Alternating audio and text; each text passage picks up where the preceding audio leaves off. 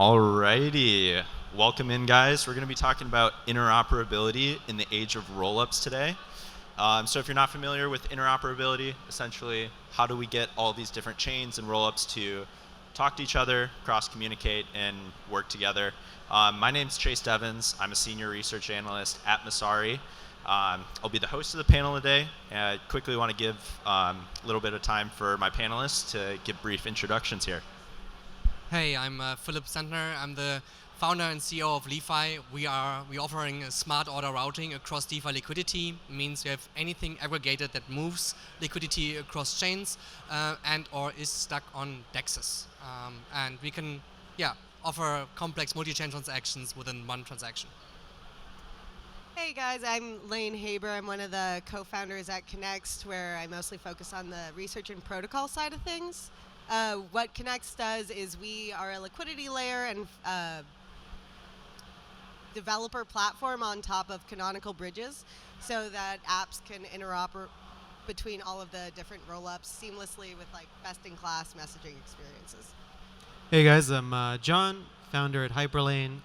Hyperlane's a permissionless interoperability protocol. The gist of what we do is we let anyone connect any chain or rollup, and any chain that has Hyperlane on it can speak to any chain that has it on it as well. And so we try to be like a easy tool that people can just get started with in a self-service kind of way without having to depend on a centralized provider to add your chain to their queue.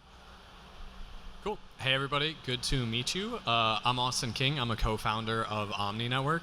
And so Omni Network is effectively an infrastructure layer for Ethereum, where now that we have rollups and people are able to deploy applications with cheaper transaction fees, the main downside of that is that you really only get like a subset of the market of Ethereum users. And so Omni is really an infrastructure layer that lets you build applications for the Ethereum ecosystem, but make it accessible across all rollups so that you can access all the users that are out there. Awesome. That leads me pretty much into our first question here. So essentially, like as we grow into more and more of a multi-chain world, our users are more and more fragmented. We're starting to see this shift kind of towards almost like abstraction layers is what I call it in terms of what you guys are trying to build here. Essentially having protocols come to you, developers build on top of these layers that plug into all of the different rollups. So you're not necessarily trying to just go get users in one specific area, but instead you're able to build a globally accessible application that can tap into all the different user bases.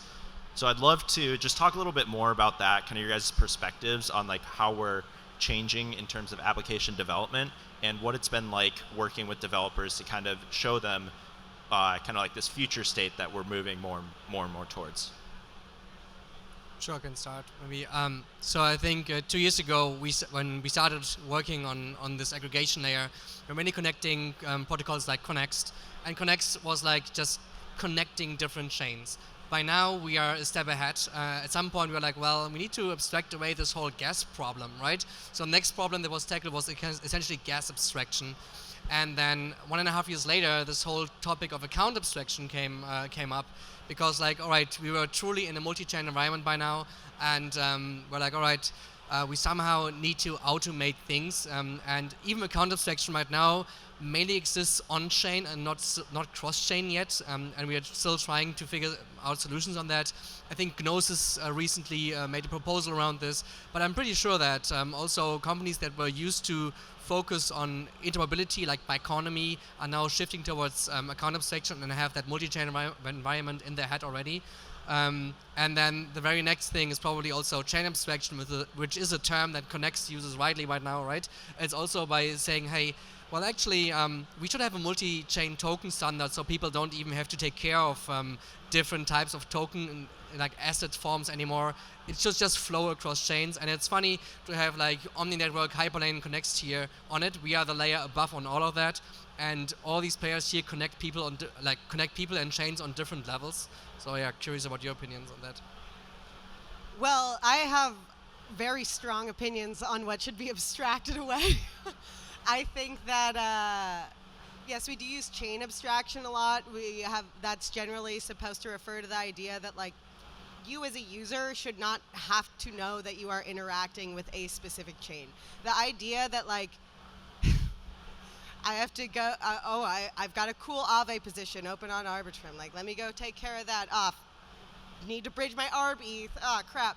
Like, but there's a better opportunity on Polygon. I need Matic. Like, that's ridiculous. And even with V1 of blockchains right now, it's super annoying to have to connect to a chain to begin with. So yeah, you shouldn't know that there are multiple chains. It's going to be especially worse as like rollups bloom. It's just going to be a nightmare. So if you have to like have a chain drop down that you just scroll through, that's like 4 trackpad lengths, which will be the number of rollups. Like, that's obviously insane. I mean, we've all used MetaMask and experienced how cancer it is to just like click up into the little corner, select a new tab or onto what network you're going to, pray that you have gas over there.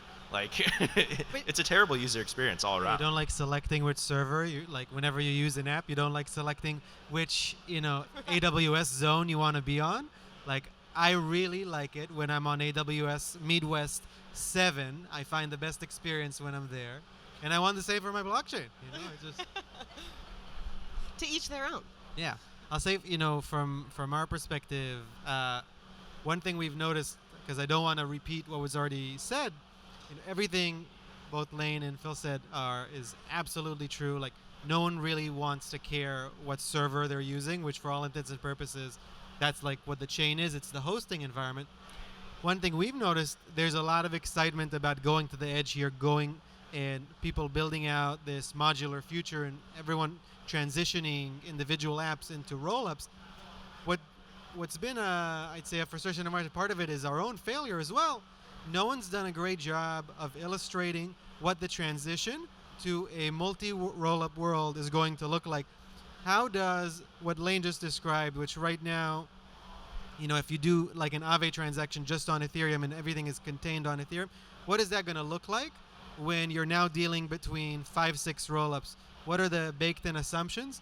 And I think that lack of understanding, we encounter it all the time now as teams are, call it halfway done with their transition from an app on an L1 to an app-specific rollup, that they're like, oh shit, did not think of that. Wait, so that's going to happen? And part of this will be addressed by these abstractions that everyone on this stage is building, and some parts of it are unaddressable, and it just folks don't really know what's going on yet. Would you guys say that we could call shared sequences rollup abstraction? I think the whole shared sequencer thing, I'll tell you, I think it's fake news. We could talk about that later. But yeah, it's a form of abstraction.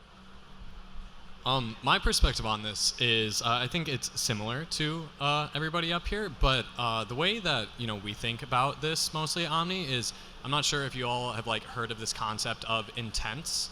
It's usually talked about in like more of kind of like a formal academic sense in the space, but like at Omni we're extremely product focused, and the way that we look at intents is there's a way that you can like design this, and you need to get like deep into the technology to do it in a proper way, but really it's the most like user-centric thing that the crypto space is kind of aligned on. At least I've been building in crypto since 2017. It's the most like user-centric thing I've seen since then. It's just the concept of like a user wants to do a thing, and then like past that, that's all they need to declare.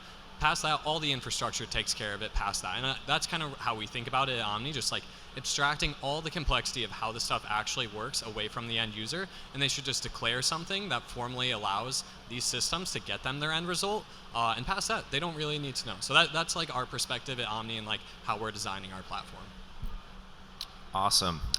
In terms of shared sequencers, we've got I believe a panel right after this talking all about that type of stuff.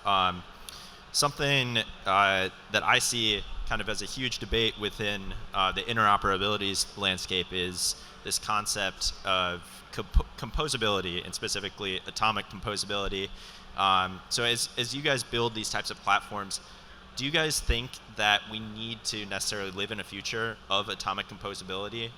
Essentially just having transactions bundled into like the same block. You can interoperate with these different rollups and blockchains within that same transaction. Or do you think we can get by in a world where there's a little bit of delay before one rollup finalizes and we process something on another chain or another rollup? I want John to go first. Yeah, I want to hear All right. John. So if you think about what you said, right? So it's either we're going to have a little bit of delay or we're going to try and get this atomic composability. So I think the thing that is misleading is that atomic composability can happen without major sacrifices. So if you want to have everything happen in the same block, but now you need to sync across disparate hosting environments, something needs to give, right? So we all need to agree to be on the same clock. Like blockchains are all forms of clocks, and we have different clocks. So Optimism and Arbitrum and Ethereum, even though they all relate, they're all on different clocks. And if you want to have atomic composability, we need to be on the same clock. So now, yeah, there will be a delay, but it's not a delay that happens after the block time. So we can either have async communications, in which case blocks are going to complete and we're going to have to wait between blocks. And I'm going to sit there and I'm going to know that there's been a multi-block wait between the different chains that I'm interacting with. Or I'm just going to wait, and all those chains in practice are going to finish their blocks, but there is one, shared sequence block which has a longer wait, a longer delay, and yeah, it'll complete at one time. But this idea that we could have great scalability, really short block times, and have cross-chain composability or cross-chain atomic composability. We have enough trilemmas, so I'm not advocating for another one, but like if there's ever was a topic that needed one, it's this one.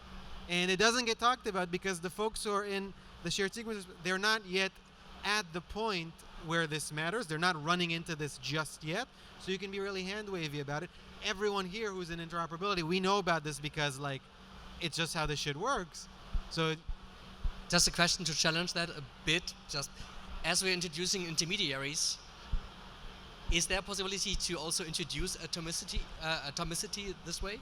Like you as a bridge, for example? You can, but they'll look more like sub-channels. So what you could have is, let's say if you have two or more parties who agree on like their own set of rules within a more global set of rules that exists for each chain, they could have that. You could have something like that, but still like I think what most people think when you think of like I'm going to have cross-chain atomicity is I'm going to get the same stuff I get now on Ethereum or on any like singular L1, and I'm just going to get that between say 4 or 5 different rollups, and I don't think that goes one-to-one. I think another approach to that could also be like a multi-chain DEX, like multi-chain native DEX like Catalyst, for example, right? That would also create a sense of atomicity, not by having something in between, but above. For sure, yeah. Like if they basically then say, our transaction will process independent of, like we're not going to just process on each block that we do it. Maybe we want to do it, say, like every 1 minute of real time. So on Ethereum, maybe we process every 4 blocks. On a shorter chain, we might process every 12 blocks. But that's what it's going to end up looking like. We will design a new type of atomicity and live with it. Yeah, I think that how this particular thing will work out, there are just too many benefits for individual ecosystems to like pass up on shared sequences. Like if I'm Optimism and I'm creating this super chain, some of the use cases that are most unique to crypto and are like some of the most exciting to me are things that you can only do in crypto. So like a flash loan, you have to have composability for that. And I think you won't see everybody give it up, but what I think you'll see is that all our lives are going to get much harder because everybody is going to have their own interop just for their own roll-up system that will not work with other ones because it takes advantage of a special property that is unique to whatever advantage is specific to their system, makes the interoperability within it fantastic and crappy between any other systems. And that's where products like Hyperlane Connects, Omni, that will all come in to kind of address that need, but it will get worse for us. Sorry, Philip. Yeah, 100%. As the most downhill on these maintenance issues. I think one of the most important things here as well is people often talk about this problem of like, okay, but we don't want to lose composability.